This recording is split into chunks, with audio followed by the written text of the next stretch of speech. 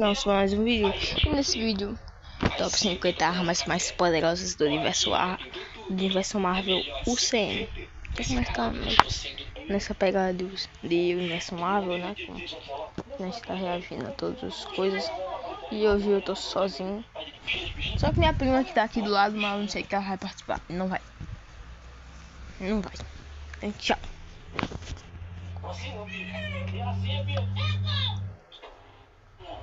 É cheio de super-heróis e super-vilões, que são conhecidos por seus superpoderes. Porém, nem todos eles têm ou fazem uso só de superpoderes. Alguns fazem uso de equipamentos, ou armas que aumentam seus poderes ou sua capacidade de luta. E nesse vídeo eu decidi fazer um ranqueamento, desde a pior até a melhor arma apresentada no universo Marvel, considerando os feitos de cada uma e talvez um pouco da minha própria opinião também. Então, se ajeita aí e vem comigo. Salientando que algumas dessas armas do ranking necessitam de um usuário com poder bastante elevado para conseguirem ser usadas. E para fins desse ranking, estamos partindo do pressuposto de analisar as armas sendo utilizadas por usuários capazes. Dito isso, vamos pro vídeo. Como eu disse, vai ser um ranqueamento desde a mais fraca até a mais forte, então... Mais fraca do arqueiro... do arqueiro verde, do gavião arqueiro, né? Dividir as armas em categorias. E a primeira é as mais fraquinhas. 50º, adagas do Drax. São faquinhas de cortar pão que o Drax usa de vez em quando. Zero feitos relevantes. 49º. Ele próprio nomeia a arma zero feitos relevantes. A arma mais irrelevante da história. Espada da Gamora. É uma espada comum aparentemente, mas bem afiada. Nas mãos de alguém habilidoso como ela, dá pra brincar ainda. Ela conseguiu decepar o braço do Groot depois de uns 200 golpes, então na verdade essa lâmina deve ser bem cega. 48º, Espada da Sylvie. É basicamente uma espada comum, mas deve ser mais forte que a da Gamora, por provavelmente ser de origem asgardiana. No mais, é só uma espada comum mesmo. 7º, Bastões de Combate do Senhor da Lua. Senhor da Lua, né? Nem Cavaleiro da Luva. Ó. São basicamente dois bastões de combate normais, mas não tão normais, pois fazem parte do traje do Senhor da Lua, cortesia de Khonshu. Então são armas concedidas por uma divindade do UCM, dando a elas um statusinho a mais. Fora que, como já citado, fazem parte de um traje que concede mais força e resistência ao usuário, deixando assim a utilização dos bastões muito mais eficaz. 46º, Coleira Temporal. Vimos na série do Loki que a AVT possui um dispositivo que seria um tipo de coleira que permite controlar a variação temporal do inimigo, deixando ele assim totalmente à mercê da vontade do usuário. É um poder bem apelão, mas já que para ser usado precisa primeiro conseguir colocar a coleira no inimigo, isso torna ela bem... Mas parece ser fácil, é só você fazer assim perto do pescoço dele que gruda, eu acho que é assim. Bem ruim, já que essa é uma condição de uso bem difícil. Precisa basicamente já ter nocauteado ou imobilizado o inimigo, tornando assim seu uso bem difícil. 45º, Ferrões da Viúva. Apelidadas de Ferrões da Viúva, essas pulseiras de eletricidade podem ser usadas tanto a curta quanto a longa distância, arremessando dardos elétricos no inimigo. E já vemos que com elas, a Natasha, a Viúva Negra, conseguiu quase paralisar totalmente Pantera Negra, o que é um feito bem interessante. 44º, Lâminas Crescentes do Cavaleiro da Lua. São basicamente impressionante, já teve duas coisas do Cavaleiro da Lua. Duas lâminas duplas em formato de lua crescente, arma base do Cavaleiro da Lua. Então elas também vêm da magia do Khonshu. Elas podem ser usadas nos punhos para deixar os socos extremamente destrutivos, ou também podem ser utilizadas sendo arremessadas, aumentando seu alcance. São armas bem bonitas, mas não muito impressionantes. Por serem armas vindas de Khonshu, e como elas também são usadas junto com o traje do Cavaleiro da Lua, traje esse que também aumenta a força e a resistência do usuário, e permite ao usuário meio que voar, planar ou cair com estilo, isso acaba dando uma elevada bem grande na moral dessas lâminas. 43º, Escudo do Capitão América. Aqui basicamente é uma arma que só funciona se extremamente bem utilizada. O escudo do Cap é feito de vibrânio, ou seja, absorve todo o impacto de golpes, mas isso também não é ilimitado. Fora que ele não cobre o corpo todo, então o usuário tem que ter a destreza de saber se defender com ele também. E para o ataque, o escudo também é usado sendo arremessado. E por algum motivo o escudo ricocheteia nas coisas. E se o usuário for esperto e jogar o escudo do jeito certo, ele retorna para a mão do usuário. Então, no geral, Por exemplo, o Capitão América faz isso, ele volta na mão dele. eu considero uma arma ruim, que só se torna razoável nas mãos de um usuário habilidoso. Com um cap, senão é só um frisbee mesmo. 42º, arco e flechas do Gavião Arqueiro. A arma suprema do herói supremo do UCM. O arco é quase um arco normal, Com certeza, a arma suprema do herói supremo, com certeza. dependendo da versão ele pode virar meio que um bastão de luta, mas aí é bem comum. As flechas é que são o diferencial. O Gavigode tem flechas com uma variedade de poderes incríveis, tipo flecha múltipla, flecha de corrosão, flecha explosiva, flecha de campo eletromagnético, flecha chiclete, flecha colossal, cortesia do Hank Pym, e assim vai. O cara sempre tem uma que vai tirar ele de uma situação apertada, sendo assim uma ótima arma para surpreender o inimigo. 41º, pistola de energia do Peter Quill. Bom, basicamente são duas armas que disparam tiros de energia. São disparos que normalmente incapacitam os inimigos, mas nada demais também. Um ponto positivo é que elas também conseguem dar variados tipos de disparos, podem ser tipo um disparo de eletricidade, que paralisa o oponente, assim deixando a arma bem versátil. E outro ponto positivo é que elas têm uma cadência de disparo bem rápida, tornando assim as armas bem úteis. 40º, tentáculos do Dr. Octopus. Já tá aí. Eu pensava que ia ficar mais atrás os tentáculos, porque tem muitas coisas mais poderosas. Tem as coisas do Thor, né? Tem as coisas do Homem de Ferro que são mais poderosas. Que eu fiquei na dúvida em incluir, já que é basicamente uma simbiose entre os tentáculos e o Otto Octavius, já que o chip inibidor falhou, mas tecnicamente é separável do corpo dele, então resolvi contar como uma arma. Esses tentáculos possuem uma força absurda, podendo atirar objetos pesados nos inimigos, além de que eles em combate direto são muito úteis, já que são 4 membros atacando simultaneamente o inimigo. E isso se comprova, já que sempre vemos a dificuldade que ele dá ao Homem-Aranha. Aliás, elas também ajudam a simular também o poder de escalada do Miranha, tornando assim uma arma extremamente versátil. 39º, Lança da Próxima Meia-Noite. Quis citar ela aqui só para não ser a única excluída da Ordem Negra. Entre as armas dos filhos de Thanos, ela tem a mais fraca. Essa Lança da Próxima Meia-Noite é bem comum na verdade. Seu diferencial é que ela pode atirar rajadas de energia, fora isso, é uma arma bem comum. 38º, Asas do Abutre. Asas do Abutre tá aí. Caralho. Pensava que ela ia ficar muito mais embaixo, porque eu acho elas fracas. Não acho tão fortes assim. Trouxa com asa de pombo gigante? Aquilo serve pra quê? Pra voar 90 centímetros pra pegar um farelo de bolinho no ar? Hello, darkness, my old friend. Brincadeiras à parte, aqui as asas do Abutre são como as primeiras asas do Falcão, só que elas não têm tanta agilidade. Elas me parecem mais brutonas, e por serem feitas baseadas na tecnologia alienígena, também devem ser bem mais avançadas. E elas também têm essas garras que se mostram muito afiadas, pois conseguiram derrubar esse prédio em cima do Homem-Aranha. Do mais, é isso. Agora vamos elevar um pouco o nível com a próxima categoria. Dá pra fazer uma baguncinha. 37º, Cajado de Amit. Essa arma consiste em um cajado que pode se transformar em um machado, e ela também é uma arma concedida por uma divindade egípcia chamada Amit. Só aí já deixa ela muito interessante, e como feitos temos que ela é muito resistente, já que resistiu a golpes tanto das lâminas crescentes do Cavaleiro da Lua, quanto das lâminas de Tueres da Layla. E como poderes ofensivos, já vimos que ela é capaz de disparar rajadas de energia. Com ela também é possível invocar monstros para atacar o inimigo, também pode roubar a energia da vida do inimigo, o matando com facilidade. A arma se mostrou extremamente poderosa, já que seu usuário nem precisa de um traje especial, só a arma já deu conta de lutar contra 2 avatares, mostrando assim o quão poderosa ela é. 36º, Disparadores de Teia. São armas projetadas por Peter Parker para complementar seus poderes de aranha. Com os disparadores e o fluido de teia desenvolvido por ele, o usuário pode através de um movimento simples dos dedos disparar teias, que tanto servem para locomoção rápida pela cidade, como também servem em combate. Elas grudam muito fácil e por serem disparadas muito rápido, é muito difícil para o inimigo desviar. E se for acertado já era, tá preso e fica à mercê do usuário. Elas também podem ser usadas para arremessar objetos, mas aí vai depender da força do usuário, a teia sozinha não faz isso. Mas no geral, só pelo poder de imobilizar facilmente os inimigos, já torna ela uma arma muito boa. Lembrando que o usuário pode fazer variados tipos de disparos com a teia, tornando assim muito difícil do inimigo escapar. 35º, Traje da Escaravelha Escarlate. O traje da Layla... Quem? Escaravelha quem? assim como o do Cavaleiro da Lua, vem de uma deusa egípcia, a Tueres. Esse traje tem asas que tanto servem para voar, como também para ataque e defesa, ou seja, são asas bem completas. E o traje também conta com 2 espadas, e no geral são espadas normais, mas por virem de uma divindade egípcia, dão um pouco mais de status a elas.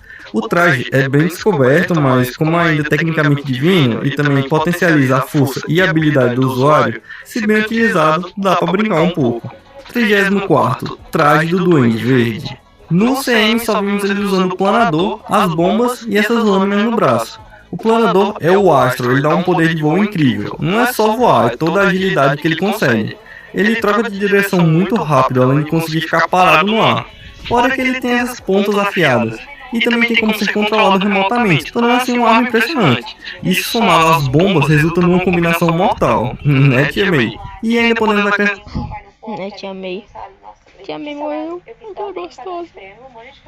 Tá, o traje, que é basicamente uma armadura tática, que no X1 ainda pode surpreender o adversário com alguns aparatos como lâminas, deixando assim um traje completo para o combate. 33º, martelo de corrente do seletor obsidiano. Esse aqui apareceu pouco, mas não pouco o suficiente para não ter sua arma notada. Parecia um simples martelo gigante, mas ele também tem uma espécie de cabo gigante permitindo que ele seja arremessado em seus inimigos. Além de que ele pode imobilizar o inimigo. O Tony viu bem que se não fosse o Peter, o negócio podia ficar feio. E a arma dele também se transforma em um escudo, tornando assim ela muito versátil, com ataque e defesa. E por mais que ela não seja tão incrível, ela tem uma versatilidade muito boa. E se bem usada, vimos que foi capaz de deixar o Homem de Ferro sem ação. Isso é um feito muito incrível. It's free, fun, and do tempo. É a arma base dos agentes da AVT. Basicamente é um bastão, porém em sua ponta são concentrados os seus poderes. Se atingir o inimigo, ele pode deixar ele extremamente lento, tornando assim muito fácil vencer a luta.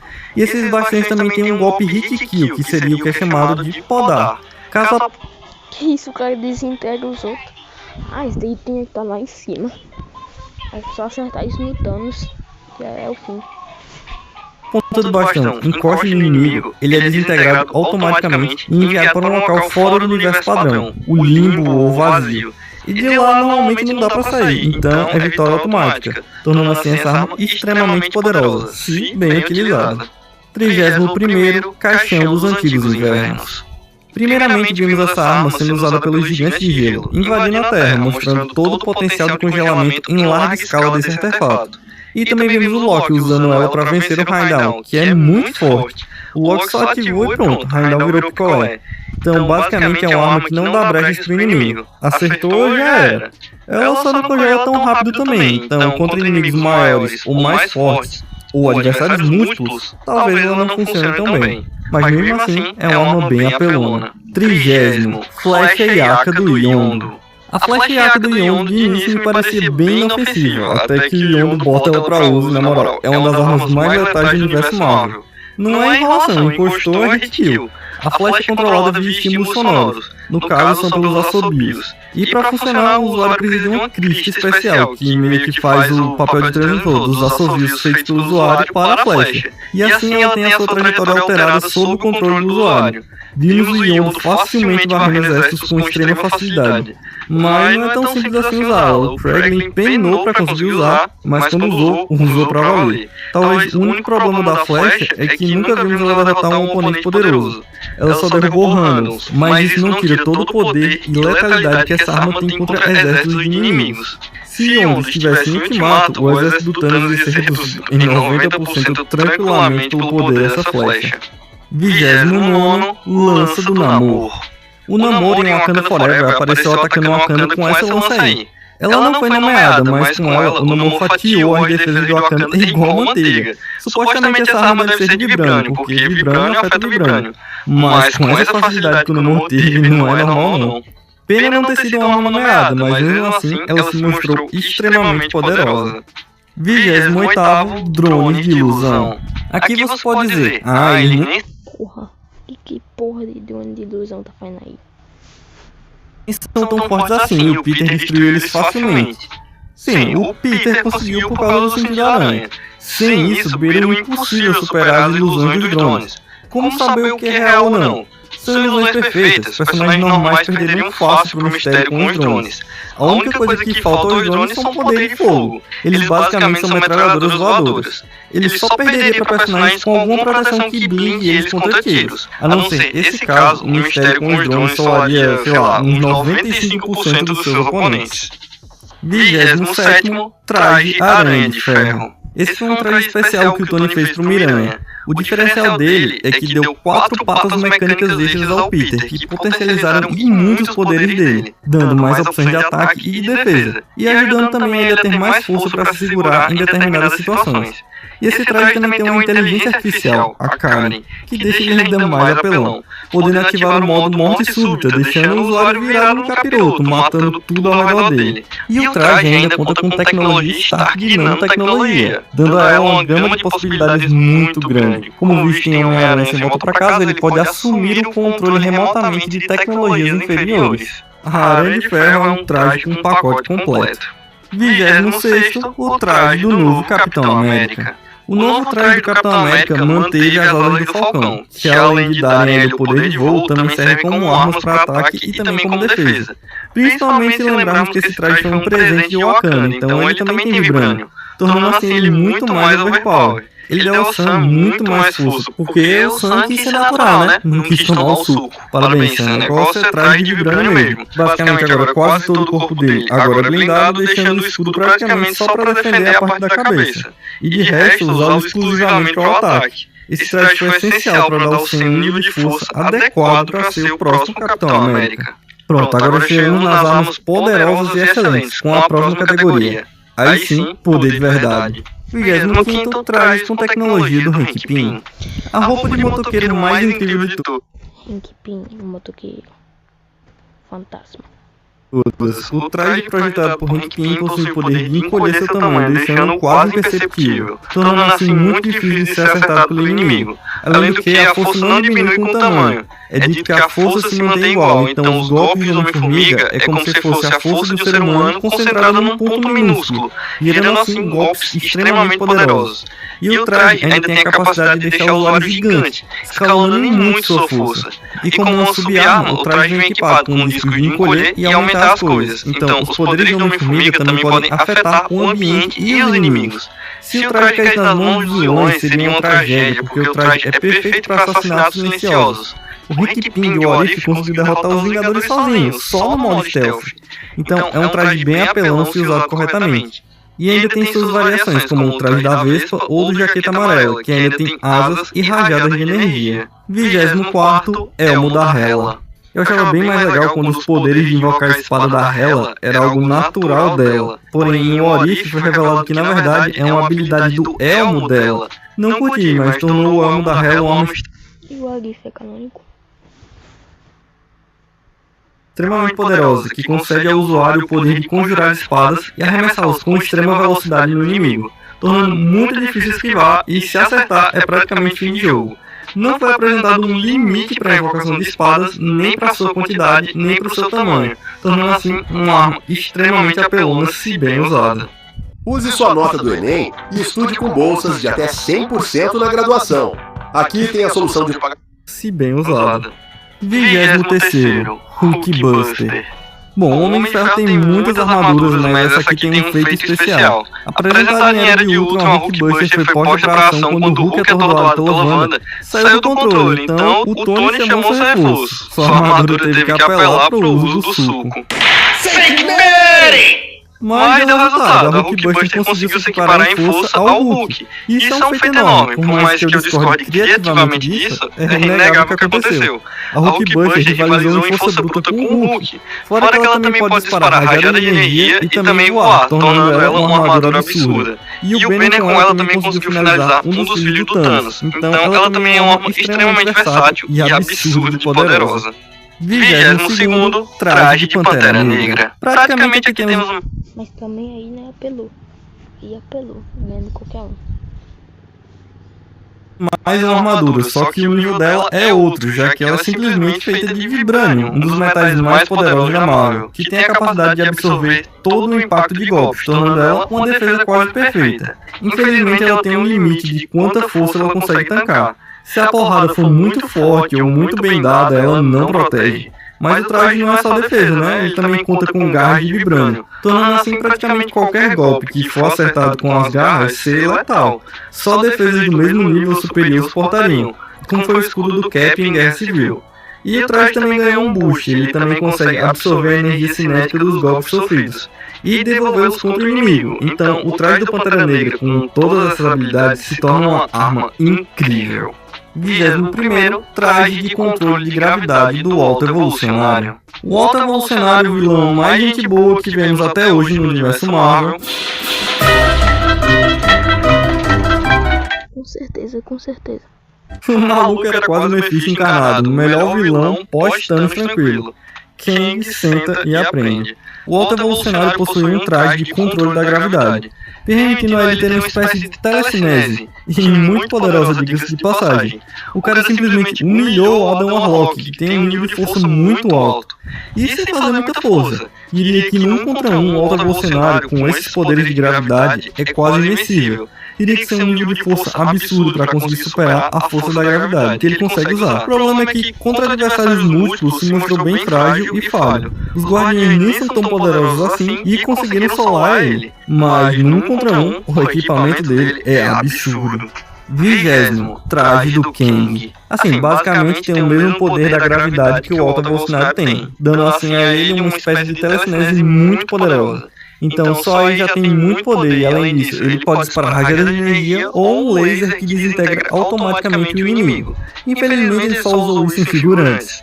E ele também pode fazer campos de força para sua proteção, infelizmente não é tão forte assim. E ele também tem sua marca registrada que é a manipulação temporal, que infelizmente não foi bem explorada no filme. O traje em si é muito apelão com todos esses poderes, porém no universo Marvel ele ainda não atingiu seu potencial máximo. E como ele perdeu para Formigas, infelizmente esse traje não fica muito alto no ranking. 19º, Mark 85. A última armadura usada por Tony Stark. A Mark 85 nos foi mostrada em Vingadores Ultimato, e basicamente ela seria uma evolução da armadura usada em Guerra Infinita, pois também é baseada em nanotecnologia. Então, tecnicamente, todos os feitos da sua versão anterior podem ser atribuídos a ela, pois se ela é mais poderosa, então tudo que a anterior fez, ela também faria. E no caso, eu consegui fazer um embate lendário contra o Thanos, usando a manopla já com 4 joias do infinito. Esse feito foi surreal, garantindo essa posição tão alta no ranking para essa armadura. Graças à nanotecnologia, ela pode criar construtos a partir da vontade do usuário, tipo armas que o usuário esteja precisando, como canhões de energia ou lâminas, como também a nanotecnologia serve para aumentar a potência base da armadura, sejam seus foguetes para aumentar a velocidade de voo, ou para aumentar a força dos seus golpes. E ela recebe o nome de armadura, mas infelizmente não dá uma proteção absoluta, mas já garante que o usuário não bata as botas com um golpe só. E com certeza o maior feito dessa armadura foi que ela conseguiu suportar o poder das 6 joias do infinito, conseguindo canalizar o poder delas, ajudando o usuário a tancar esse poder absurdo, então permitindo que o usuário faça uso do poder das joias. Um feito gigantesco, digno para a última armadura do Homem de Ferro.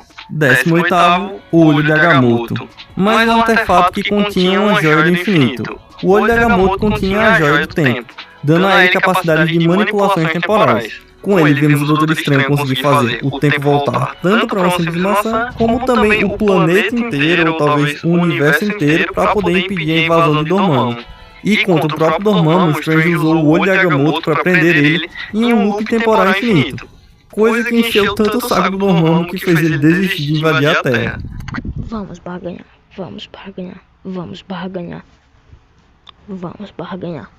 Porque só o poder de um joia infinito para conseguir tancar ele. E também tivemos o feito de Guerra Infinita, onde o Doutor Estranho usou a joia do tempo para conseguir acessar todos os futuros possíveis da batalha deles contra o Thanos. E com isso ele conseguiu achar a única possibilidade que eles tinham de vencer. Então a joia do tempo se mostra muito útil, porque com ela sempre se pode achar o caminho para a vitória de uma batalha. 17º, Pedra de Sangue. Apresentada no excelente especial de Halloween, Lobisomem na Noite, a Pedra de Sangue concede ao portador o poder de subjugar qualquer criatura sobrenatural. É como se ela fosse uma criptonita de monstros, e, contra o sobrenatural, ela é a arma absoluta, porém, é só contra inimigos sobrenaturais. Ela possui essa limitação, mas no que ela se propõe, ela é a melhor e muito versátil, já que qualquer um pode usar. não exige treinamento, tornando assim a Pedra de Sen um artefato extremamente versátil e poderoso.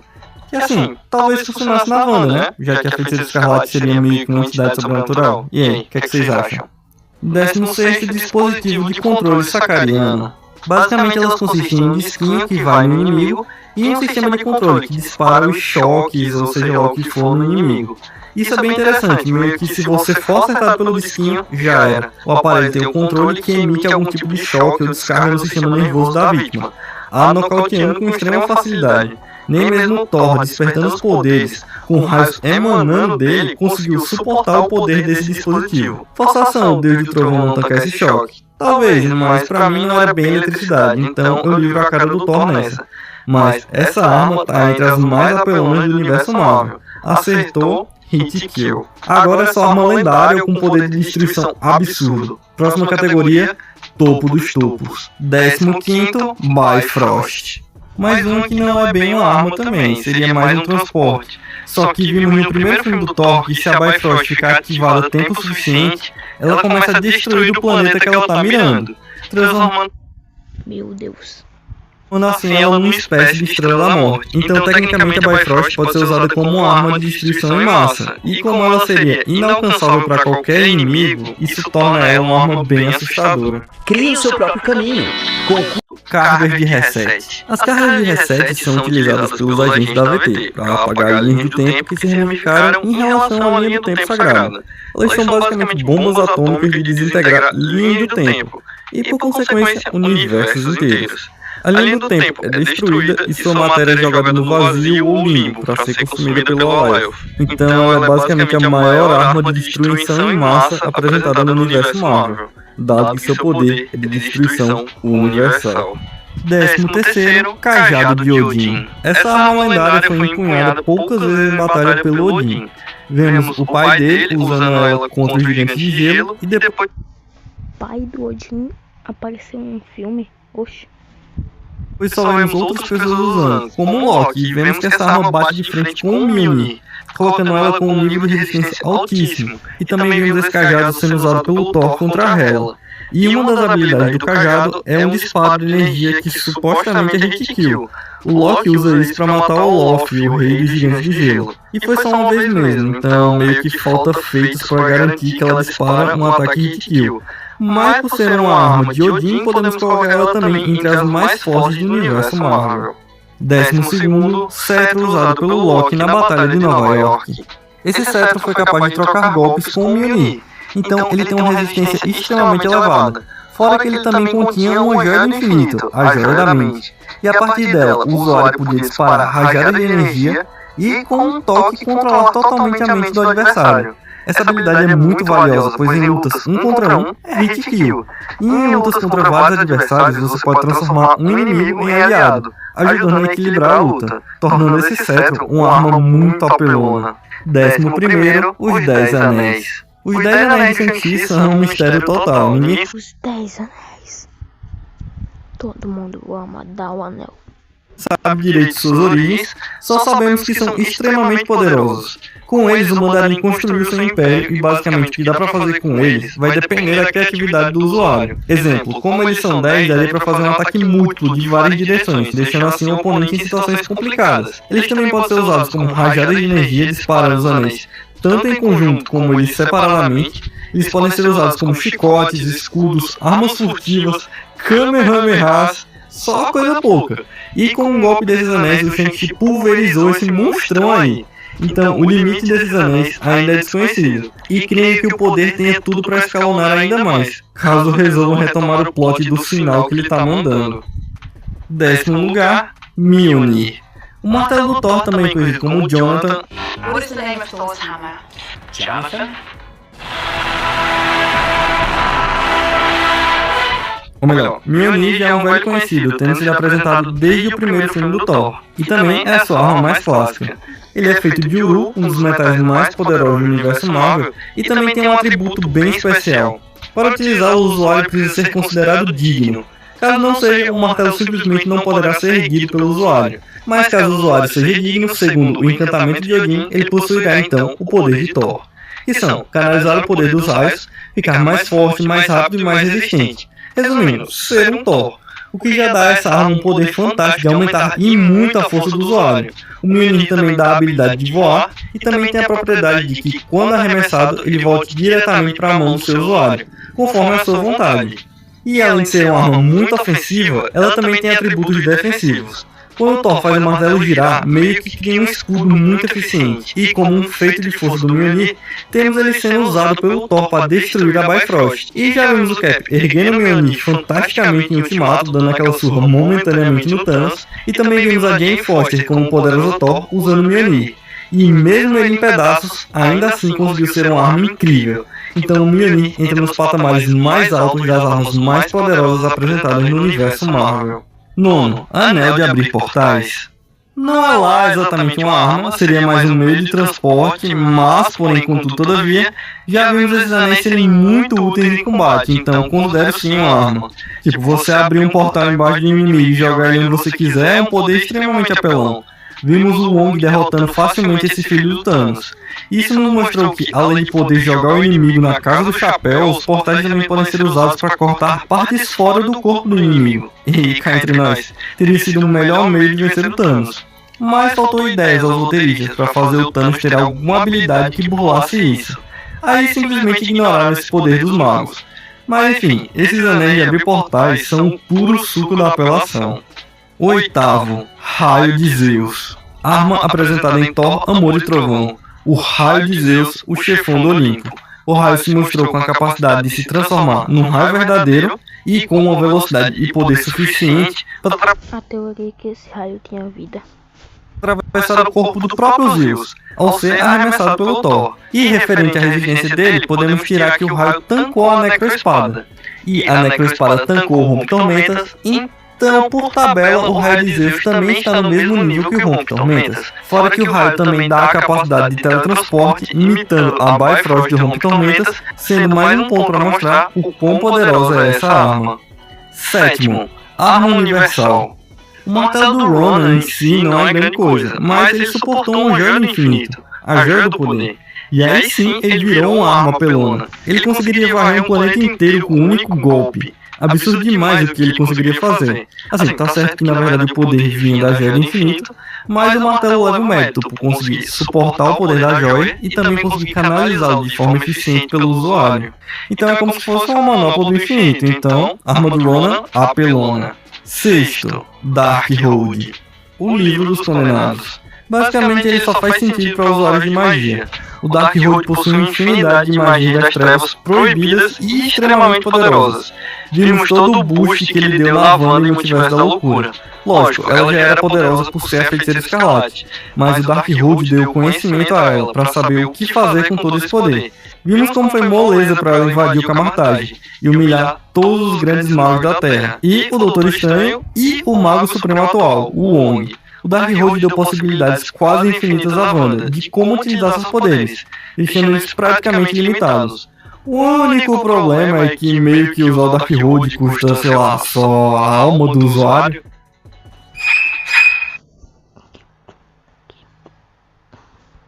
E que Wanda do diabo é esse?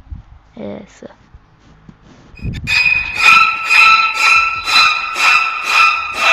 Tornando assim uma arma com coice que não vale a pena. Mas ainda assim ele fica como um artefato, uma arma extremamente poderosa. Quinto, Glaive do Corvus Glaive.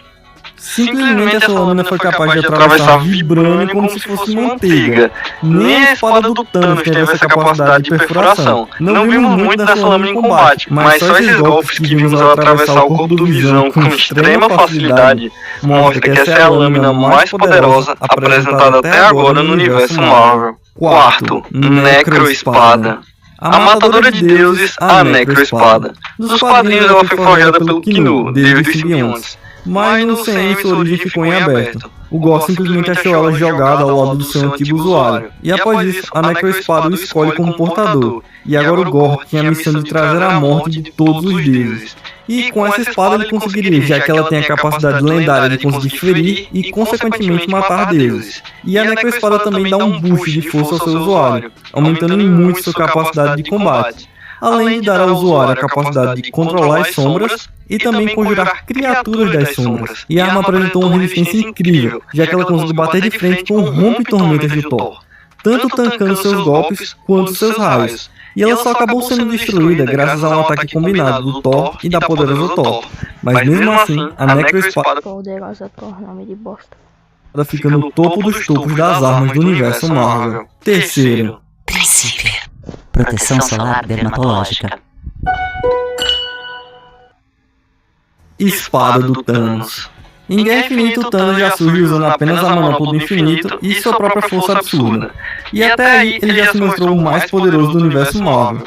E eis que ele surge em Ultimato usando essa hélice de helicóptero do demônio que ele chama de espada. O Thanos com essa arma apareceu tão virado, tão com sangue nos olhos, que ele aparentava estar mais forte do que com a manopla do infinito em Guerra Infinita.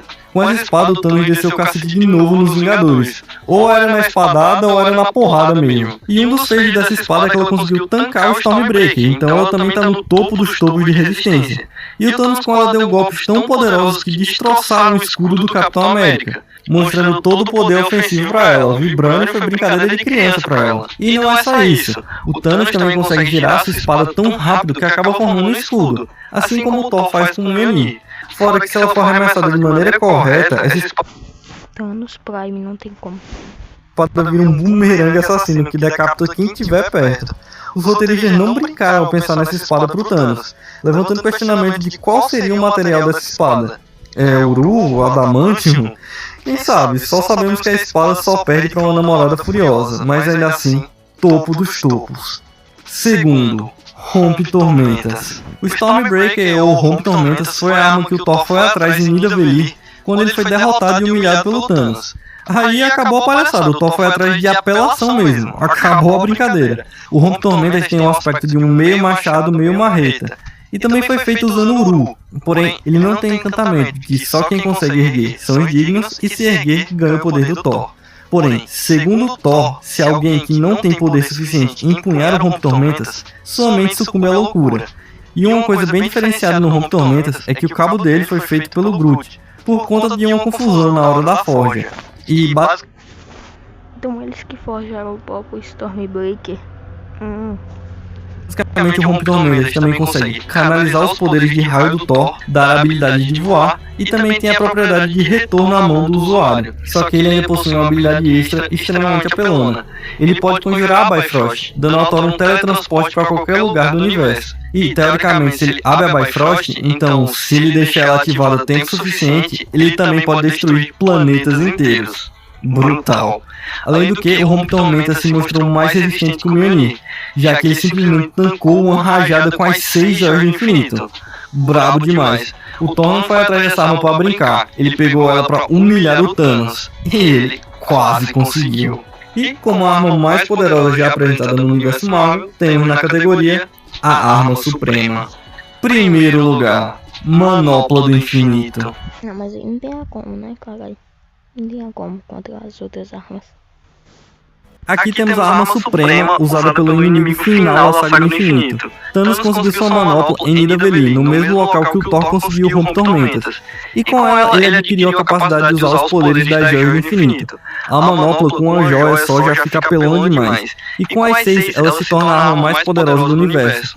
Basicamente, o usuário tanto pode ficar brincando com os adversários usando separadamente o poder de cada joia do infinito, seja espaço, realidade, poder, tempo, mente e alma, como também ele pode acabar com tudo de uma vez, com um único estalo. Assim, dependendo da magnitude do poder que se deseja usar com o estalo, meio que consome tanto a vida do usuário, como também deixa a manopla inutilizável. Mas também é uma tacada só, se acertar é fim de jogo. Mas normalmente só com o uso normal da manopla, ou com um estalo de poder reduzido, já é o suficiente para se tornar imbatível. O estalo de poder máximo fica só como um último recurso. E como com essa arma se pode fazer qualquer coisa, vimos toda a destruição que o Thanos causou, e toda a destruição que ele poderia causar. Thanos é um verdadeiro psicopata que se acha herói. Destroçar esse universo até o último átomo. Então tudo isso torna a Manopla do Infinito a arma mais poderosa do universo Marvel. Então galera, esse é o vídeo de hoje, espero que tenham gostado. Deixe aí nos comentários o que você achou do meu ranqueamento, se você acha que eu cometi alguma loucura, algum crime em alguma posição. Deixe aí nos comentários. Cometeu. Arco do Gavião Arqueiro. Da sua opinião. Eu acho que nos vemos na próxima. Fique com Deus e tchau.